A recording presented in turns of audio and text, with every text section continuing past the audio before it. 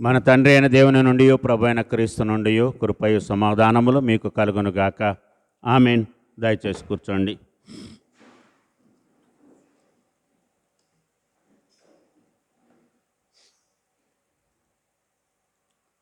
ప్రభునందు ప్రియ దేవుని సంగమా, ప్రభు అయిన యేసుక్రీస్తు నామమున మీకందరికీ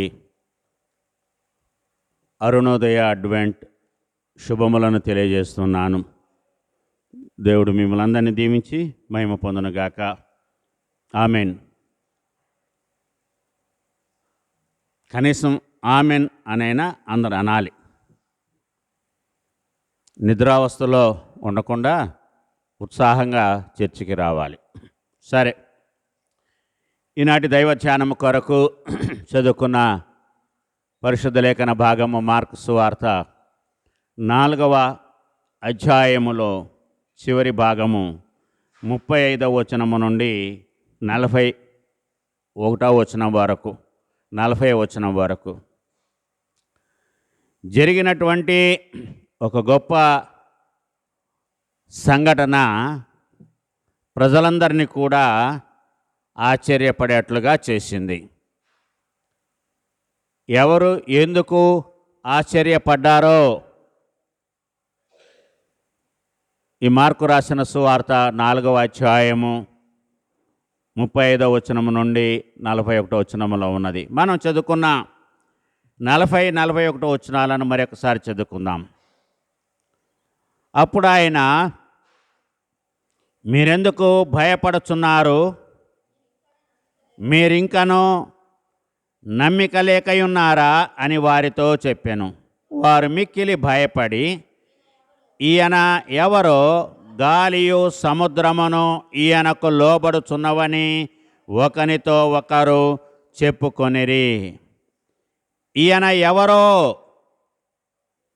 గాలియు సముద్రమును ఈయనకు లోబడుచున్నవని చెప్పుకొనిరి. ఇది విస్మయము కలిగించినటువంటి గొప్ప సంఘటన. సృష్టి ఈయనకు లోబడుతూ ఉన్నది కాబట్టి ఈయన ఎవరో ఒక ప్రశ్న. దీనికి సమాధానము మనం ఎక్కడ చూస్తామంటే యెషయా గ్రంథములో మనం ఈ మాటకు, ఈయన ఎవరు అనే మాటకు ఒక సమాధానాన్ని ప్రభునందు ప్రియులారా మనము యెషయా గ్రంథములో చూస్తాం. ఏంటి? యెషయా గ్రంథము 9వ అధ్యాయము 6వ వచనము 2వ భాగము. ఆశ్చర్యకరుడు, ఆలోచనకర్త, బలవంతుడగు దేవుడు, నిత్యుడగు తండ్రి, సమాధానకర్తయగు అధిపతి. ఈయన ఎవరో, గాలియు సముద్రమును ఈయనకు లోబడుతున్నాయి కాబట్టి ఈయన ఎవరు? దానికి ఏనాడో క్రీస్తు పూర్వము 700 సంవత్సరాల క్రితము, అంటే 2024 ప్లస్ 700 సంవత్సరాలు. ఎన్ని సంవత్సరాలైనాయి? 2724 సంవత్సరాల క్రితము ప్రవక్త అయినటువంటి యెషయా, ఎవరి కాలములో ఈ యెషయా ప్రవక్త ఉన్నాడు? ఉజ్జియా, యోతాము, ఆహజు, హిజ్కియాను యూదా రాజుల కాలములో ఈ యెషయా ప్రవక్త ఉన్నాడు. ఈ నలుగురు యూదా రాజులు పరిపాలించేటువంటి కాలములో దేవుని ప్రతినిధిగా రాజునకును ప్రజలకును సందేశాలు దేవుని ద్వారా అందించినటువంటి వాడు ప్రవక్త అయినటువంటి యెషయా. ఈ ప్రవక్త ఈ రాజుల కాలములో, ఒకరి కాలములో ప్రవచించినటువంటి ప్రవచనం ఏంటంటే, ఏలయనగా మనకు శిశువు పుట్టును, మనకు కుమారుడు అనుగ్రహింపబడును అని అంటూ ఇక్కడ అంటున్నాడు. ఆయన భుజము మీద రాజ్యభారం ఉండును. ఎందుకు? ఈయన ఆశ్చర్యకరుడు. కాబట్టే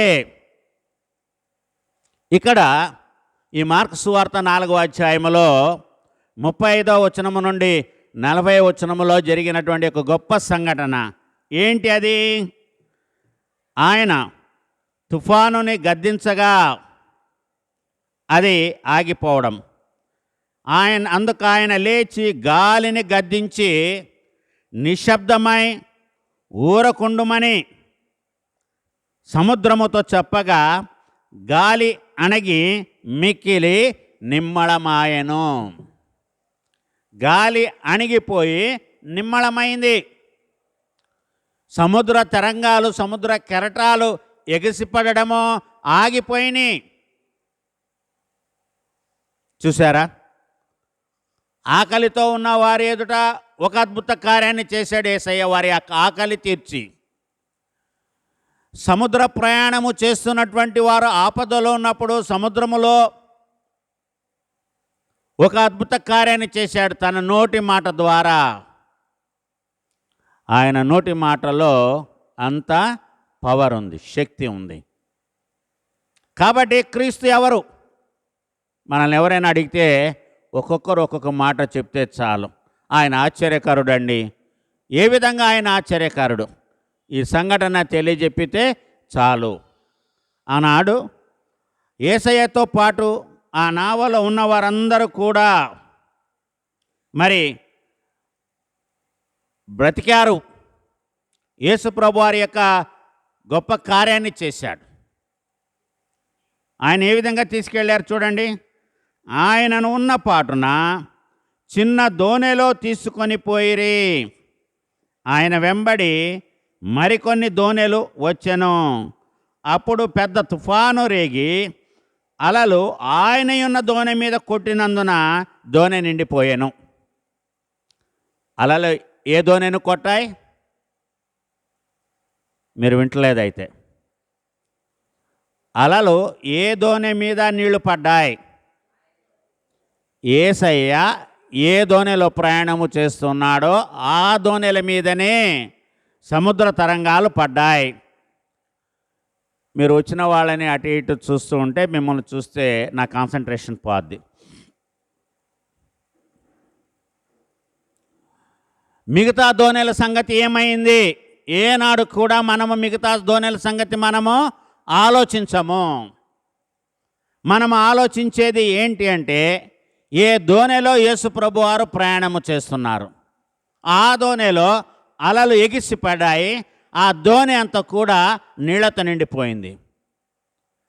ప్రాముఖ్యమైనది అది చిన్న దోణి, పెద్ద దోణి కాదు, చాలా చిన్న దోణి అంట.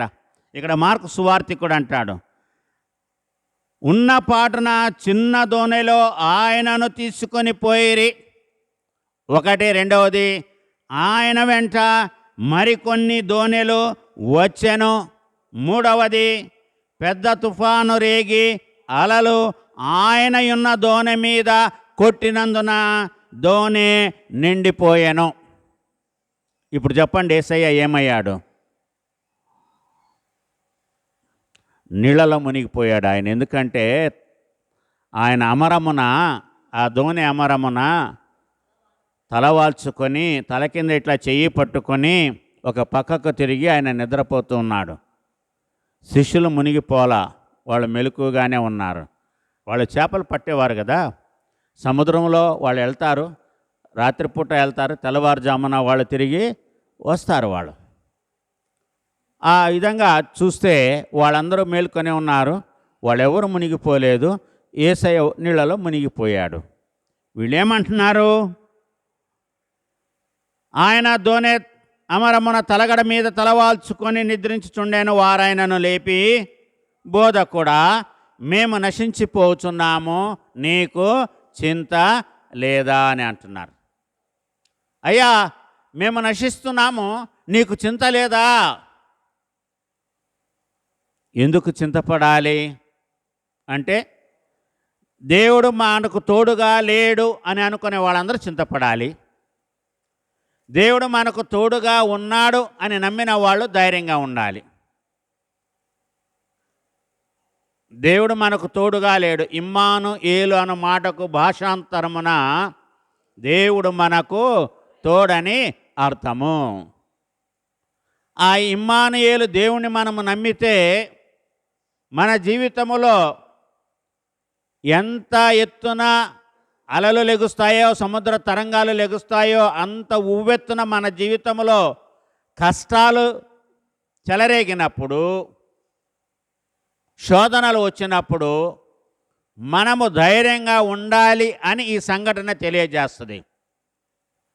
నిన్ను కాపాడువాడు కునుకాడు నిద్రపోడు. ఇశ్రాయేలును కాపాడువాడు కునుకాడు నిద్రపోడు. యెహోవాయే నిన్ను కాపాడువాడు. ఇది మొదలుకొని నిరంతరము నీ రాకపోకలయందు యెహోవా నిన్ను కాపాడును. ఈ వాక్యాన్ని ఎంతమంది నమ్ముతున్నారో చేతులు ఎత్తండి. బాగా పైకెత్తాలి. సగం ఎత్తితే కొంచెం నమ్మి కొంచెం నమ్మనట్టు. పర్లేదు. కొంతమంది ఎత్తలా, సిగ్గుపడి కొంతమంది ఎత్తలేదు. ఎత్తారంటే మీరు పరిపూర్ణంగా ఆయన నమ్ముతున్నారని అర్థం. నమ్మకుండా చేయెత్తితే ఆయనను అవమానించారని కూడా అర్థం. గుర్తుపెట్టుకోండి. సరే, చేపలు పట్టేవాళ్ళు, విద్య లేనటువంటి వాళ్ళు, రండి నేను మనుషులను పట్టు జాలర్లుగా చేస్తానంటే అన్నీ విడిచిపెట్టి ఆయనను వెంబడించినటువంటి వారు ఇప్పుడు అంటున్నారు, ఏమయ్యా నిన్ను నమ్ముకొని వచ్చాము, మేము నశించిపోతున్నాము, నువ్వేమో నిద్రపోతున్నావు, నీకు చింత లేదా అని ప్రభునందు ప్రియులారా వారు యేసు ప్రభువారిని అడుగుతున్నారు. దేవుని కుమారునికి సృష్టిలో ఏమి జరుగుతుందో తెలియదా? ఆయన దేవుని కుమారుడుగా ఇప్పుడు నిద్రపోతున్నాడా, మనిషి కుమారుడుగా నిద్రపోతున్నాడా? మనిషి కుమారుడుగా నిద్రపోతున్నాడు. దేవుని కుమారుడుగా నిద్రపోవట్లేదు ఆయన. ఎందుకంటే ఆయన వాక్యం చెప్పి చెప్పి అలసిపోయి ఉన్నాడు కాబట్టి నిద్ర వచ్చింది. ఆయన నిద్రపోతూ ఉన్నాడు. ఆయనకు సెక్యూరిటీ గార్డ్స్ లాగా ఈ శిష్యులు ఆయన మేల్కొని ఆయన చూస్తున్నారు. వాళ్ళు నావ నడుపుతున్నారు. సరేలే, యేసయ్య వాక్యం చెప్పి అలసిపోయాడు, ఆయన నిద్రపోతున్నాడు. ఇంతవరకు బాగుంది. కానీ ఆపద వచ్చిన వెంటనే ఆయన మీద నింద వేస్తున్నారు. మేము నశించిపోతుంటే నువ్వు నిద్రపోతున్నావేంటి? నువ్వేమో మమ్మల్ని మనుషులను పట్టు జాలర్లుగా చేస్తానని నువ్వు పిలిచావు కదా, ఇప్పుడేంటి? మేమే. ఈత ఎవరికి వచ్చు? బాగా చేపలు పట్టే వాళ్ళకే వచ్చు కదా. వాళ్ళు ఆ నావ దూకి తప్పించుకొని వెళ్ళొచ్చు. నావ దిగేసి ఈత కొట్టుకుంటూ ఒడ్డున చేరొచ్చు. యేసయ్య మీద ఈ నింద వేయాల్సినటువంటి అవసరము లేదు. అయ్యో, వాళ్ళు ఆలోచించాల్సింది ఏంటంటే, అయ్యో మనం చేపలు పట్టేవాళ్ళము, మనకి ఈతొచ్చు, ఈ యేసయ్య వడ్రంగి వాని కుమారుడు, ఈయనకు ఈత రాదు కదా, ఈయన్ని ఎట్లా కాపాడాలి మనమని ఆలోచించాలి. ఆలోచించాలా లేదా? ఆలోచించాలి. ప్రభునందు ప్రియులారా, వారికి ఆ ఆలోచన రాలా. ఎందుకంటే వాళ్ళు ఇంకా అమాయకత్వపు స్టేజ్లో ఉన్నారు. వాళ్ళు ఇంకా అవిశ్వాసులుగానే ఉన్నారు. యేసయ్య ఎన్ని అద్భుత కార్యాలు వాళ్ళ ఎదుట చేసినా కూడా వాళ్ళలో ఇంకా నమ్మకం అనేది గట్టిపడల. స్థిరమైనటువంటి నమ్మకము, విశ్వాసము యేసు ప్రభువారి పట్ల వారికి కలగలేదు. సహజమైనటువంటి బలహీనతతో అంటున్నారు, ఇదిగో ప్రభువా, మేము నశించిపోతున్నాము, నీకు చింత లేదా? చూడండి, ఇదే మార్కు రాసిన సువార్త 1వ అధ్యాయము 27వ వచనాన్ని చదువుకుందాం. 1వ అధ్యాయం 27వ వచనం.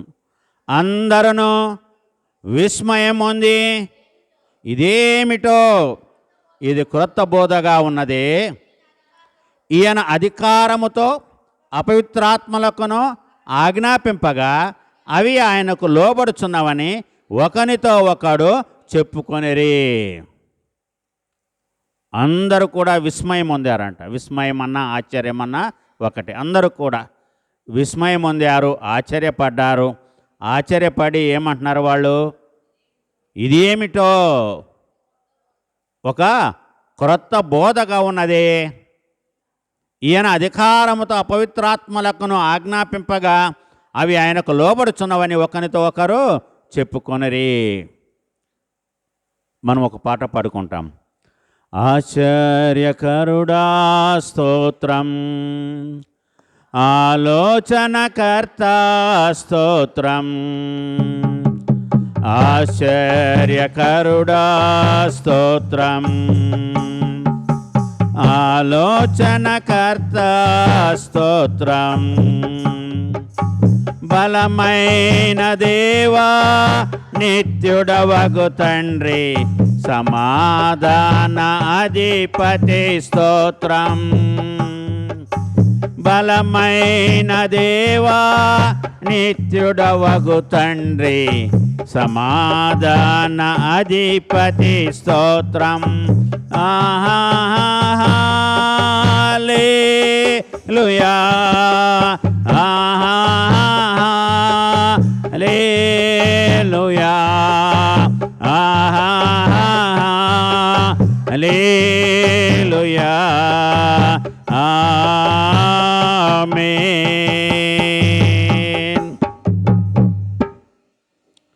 మత్తయి సువార్త మనం గమనిస్తే అక్కడ కూడా ఒక మాటను మనం ఇక్కడ గమనిస్తాం. ఏంటి అనంటే, ఆశ్చర్యమైన ఆలోచన శక్తియు అధిక బుద్ధియు దేవుడు ఆయనకు అనుగ్రహించేవాడు. ఆ యెషయా గ్రంథము 28వ అధ్యాయము 29వ వచనాన్ని చూసుకుంటే అక్కడ అంటాడు ప్రవక్త, ఆశ్చర్యమైన ఆలోచన శక్తియు అధిక బుద్ధియు అనుగ్రహించువాడు ఆయనే. అవి దేవుని యొక్క స్వాధీనములో ఉన్నాయి.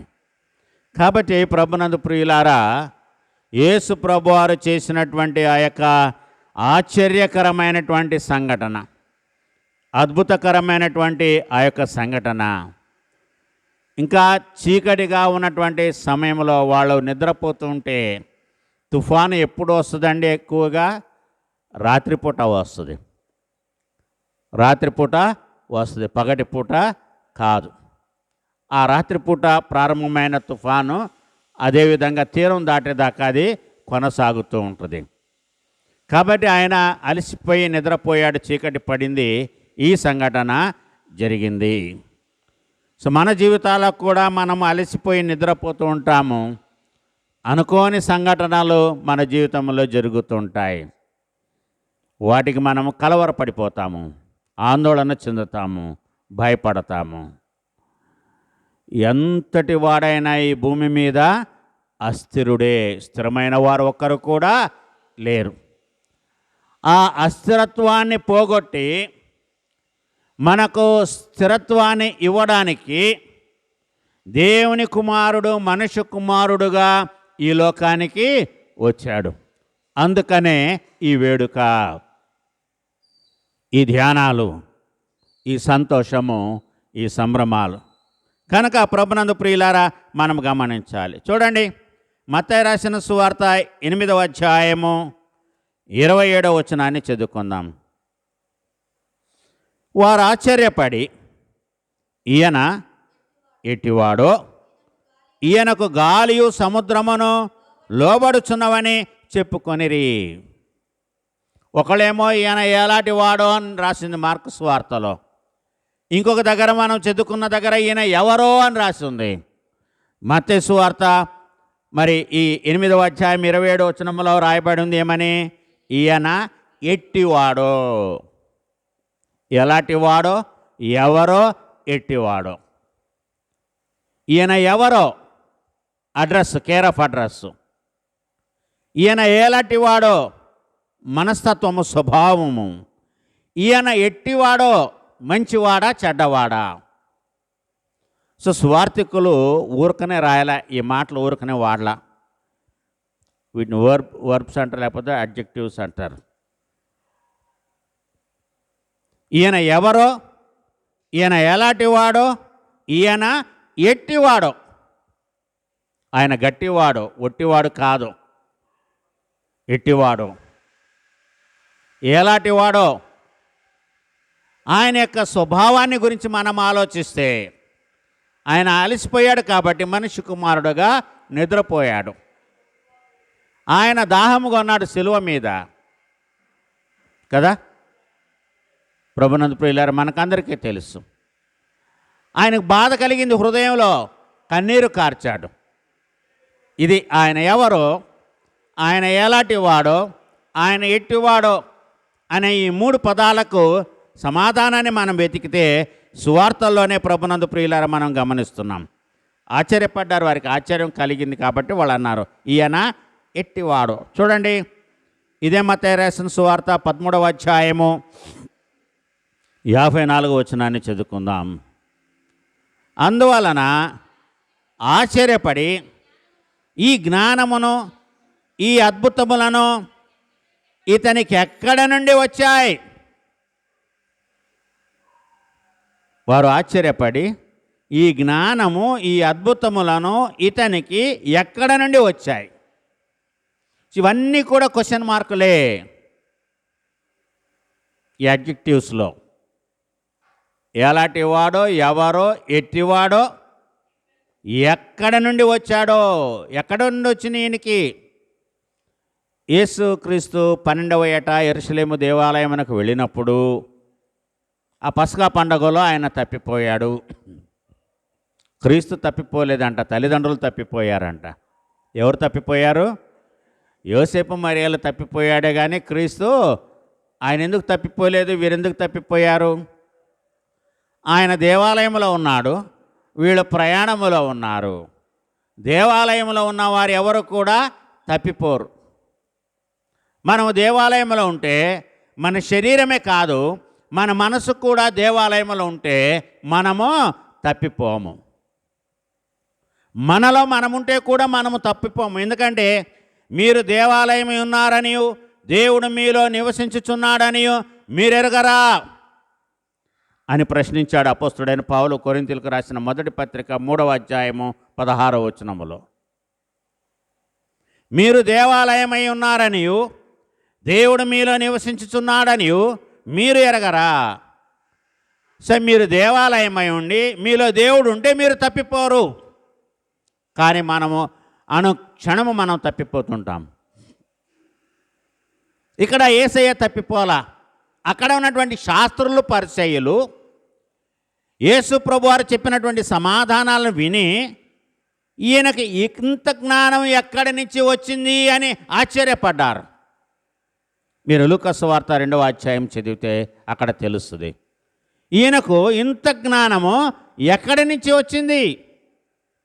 ఆయన తప్పిపోవాలన్నాడు. నా తండ్రి పని మీద నేను ఉన్నాను కాబట్టి ఆయన ఆశ్చర్యకరుడు. సో ఇంకా ఈ 2024 సంవత్సరాల తర్వాత కూడా ఇంకా ఇటువంటి సందేహాలు మనకెన్ని ఉన్నాయో మార్కు రాసిన సువార్త 6వ అధ్యాయము 51వ వచనం. తరువాత ఆయన దోణి ఎక్కి వారి యొద్దకు వచ్చినప్పుడు గాలి అణగెను. అందుకు వారు తమలో తాము మిక్కిలి విభ్రాంతి నొందిరి. ఇది ఒక సంఘటన. ఆయన నీళ్ళ మీద నడుచుకుంటూ వస్తున్నాడు. ఎప్పుడండి? సమయము ఇంచుమించు రాత్రి 4వ జామున ఆయన సముద్రం మీద నడుచుకొని వస్తున్నాడు. అప్పటికే శిష్యులు సముద్రంలో ఉన్నారు, నావలో ఉన్నారు, వాళ్ళు దోణిలో ఉన్నారు. అది చూచినటువంటి శిష్యులు ఇక్కడ మనకు తర్వాత ఆయన దోణి ఎక్కి వారి ఎద్దుకు వచ్చినప్పుడు గాలి అణగింది. సో క్రీస్తు మనతో ఉంటే, క్రీస్తు మనలో ఉంటే అంత సమాధానమే ఉంటుంది. ఆయన ఆశ్చర్యకరుడు, ఆలోచనకర్త, బలవంతుడగు దేవుడు, నిత్యుడగు తండ్రి, సమాధానకర్త అయిన అధిపతి. చివరిదిగా లూకా రాసిన సువార్త 5వ అధ్యాయము 9 వచనము 24 వచనాన్ని చదువుకుందాం. ఏలయనగా వారు పట్టిన చేపల రాశికి అతడును అతనితో కూడనున్న వారందరూ విస్మయమొందిరి. అతడును అతనితో కూడా ఉన్న వారందరూ విస్మయమొందిరి. ఎవరు ఇక్కడ అతడంటే? యేసయ్యనా పేతురా? పేతురు, యేసయ్య కాదు. యేసయ్యకి విస్మయం ఎందుకు? ఆయనకెందుకు ఆశ్చర్యం కలుగుతుంది? మనం మారమనసు పొందితే ఆయనకు ఆశ్చర్యం కలుగుతుంది. అమ్మ వీళ్ళు మారారు అని. ఆయన చేసిన కార్యాలకి ఆయనకు ఆశ్చర్యమో కలిగించాం. రెండవది 26వ వచనం చూడండి. అందరూ విస్మయం ఉంది, నేడు గొప్ప వింతలు చూచితిమని దేవుణ్ణి మహిమపరచుచు భయముతో నిండుకొనిరి. దేవుని మహిమపరిచే వాళ్ళు ఎందుకు భయపడాలి? వీళ్ళు ఎందుకు భయపడ్డారు? ఇంటికెళ్ళి ఆలోచించండి. మీ సమాధానాన్ని రేపు ఒక చిన్న కాగితం మీద రాసుకొచ్చి నాకు ఇవ్వండి. ఇస్తారా? లేకపోతే ఇక్కడే మర్చిపోయి వెళ్ళిపోతారా? ఇక్కడ ఈ లూకా సువార్త 5వ అధ్యాయము 26వ వచనం అందరూ విస్మయం ఉంది. నేడు గొప్ప వింతలు చూచితిమని దేవుని మహిమపరచుచు భయముతో నిండుకొనిరి. దేవుని యొక్క అద్భుత కార్యము చూసినటువంటి వారు ఎందుకు భయపడాలి? వారు ఎందుకు భయపడ్డారు? ఏమి భయపెట్టింది? దీనికి సమాధానమును అన్వేషించండి. దైవకృప మనకందరికీ తోడుగా ఉండునుగాక. ఆమేన్. సమస్త జ్ఞానమునకు మించిన దేవుని యొక్క సమాధానము యేసుక్రీస్తు వలన మీ హృదయములకు మీ తలంపులకు కావలి ఉండునుగాక. ఆమేన్.